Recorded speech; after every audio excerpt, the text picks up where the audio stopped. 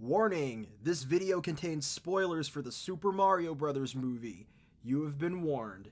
Hey there! So, about 2 weeks ago, Illumination's long-awaited Mario movie released. It's no secret that I've been a Mario fan, or basically Nintendo in general, for pretty much my entire life.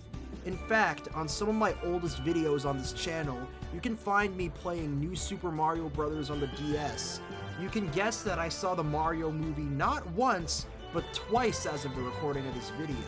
I saw the movie once on opening day, and then I saw it a second time 2 days after with some friends of mine who have also been longtime Mario fans. If you're watching this, you know who you are.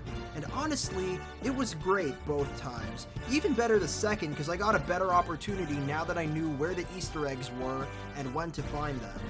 I'm not gonna lie, I teared up on my first viewing.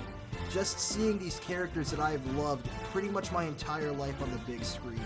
Mario, Luigi, Peach, Donkey Kong, Bowser, Toad, bunch of Yoshis, etc. with excellent animation and not to mention their voice acting.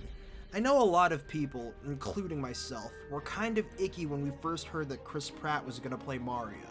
Charles Martinet's iconic accent seemed to be hard to separate from Mario at first, but it's a little easier when you remember he didn't always have that voice.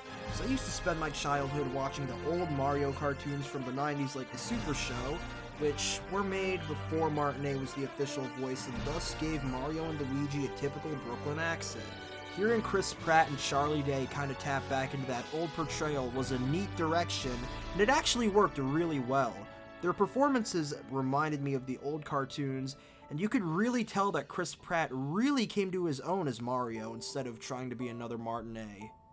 Keegan-Michael Key plays an excellent Toad, while definitely not as squeaky as Game Toad, though some of the generic Toads in that movie definitely had the Game Toad voice. He still had that same energy that a regular Toad would have, and you could definitely imagine Game Toad sounding like that. Anya Taylor-Joy was a great, badass version of Peach, and given how different her character in this movie is portrayed from the games, it fits this version well. I loved seeing Peach as a badass. The biker suit, her doing the training course, very different characterization akin to that of Daisy, but hey, it was good in the movie. Now for Seth Rogen as Donkey Kong, from the minute I heard he was cast, I was like, oh boy, I wonder how this is gonna turn out.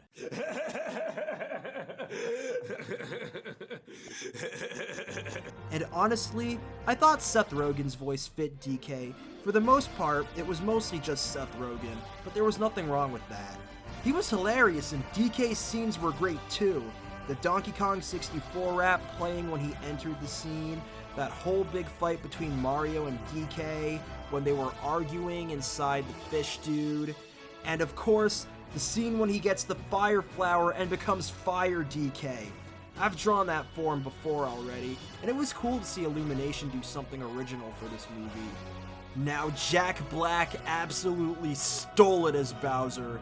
You can bet that the Peaches song was stuck in my head for a good while after seeing the movie, and not to mention, during the final fight, when we see Bowser's rage against Mario, he made Bowser sound very intimidating. I would be hella scared if I was in Brooklyn fighting that dude, for real. So the animation, of course it was excellent. This was probably the best Illumination animated movie that I have seen. Now, I haven't seen all the Illumination animated movies, but I have seen a good chunk of them. For comparison, I've seen the first 2 Despicable Me's, the first Minions, I've seen the first Sing and Secret Life of Pets. Oh, don't forget I also saw the Lorax. So, I felt this was the one that they went the hardest on out of all of the ones that I've seen. Seeing the more realistic details on these characters really improved the designs, and it didn't make them feel uncanny or anything. I think the ugly Sonic movie design, the original one that caused the internet to freak out, I think that was an industry-wide reminder of what not to do. And for example, Mario and Luigi's shirts having collars, their overalls being more detailed, their boots were more detailed, they had laces. There was a bit of a green gradient on Bowser's shoulders, so the green of his head fades into the yellow of his body. Now that made sense. All the Easter eggs and Nintendo nostalgia were excellent too. It didn't feel forced or anything. You could tell that the writers genuinely had a passion for Nintendo and Mario when they were making this movie.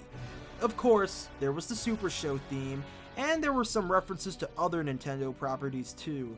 In a scene that was almost exactly inspired from the 1986 Mario anime movie, Mario was literally playing Kid Icarus on his NES. Don't forget, the original DK arcade cabinet was shown being played by a guy who was voiced by Charles Martinet, although probably because DK was in this movie it was renamed Jumpman. There was an R-Wing from Star Fox in Mario's room, and of course the Punch-Out Pizzeria. And don't forget, for those who stayed and saw the post-credits scene, Yoshi! All in all, I would personally rate this movie an 8.5 out of 10. The only thing that I would suggest that they do for a sequel, you know it's happening, as of the recording of this video, it is the highest grossing movie of 2023, is to make it a little bit longer so they can flesh things out more. That was the only problem that I had with this movie, it felt a little too rushed. Everything else was great though. Well, it looks like that's it for this video. Remember to like, comment, and subscribe. Don't forget to check out my indie anime series Eventia too. I'd say it's worth it. Until next time, see ya!